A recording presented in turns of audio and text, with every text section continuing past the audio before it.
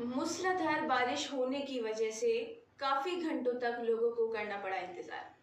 Delhi NCR में रविवार के छुट्टी वाले दिन भी बारिश होने के कारण काफी लोग घंटों तक जाम में खड़े रहे।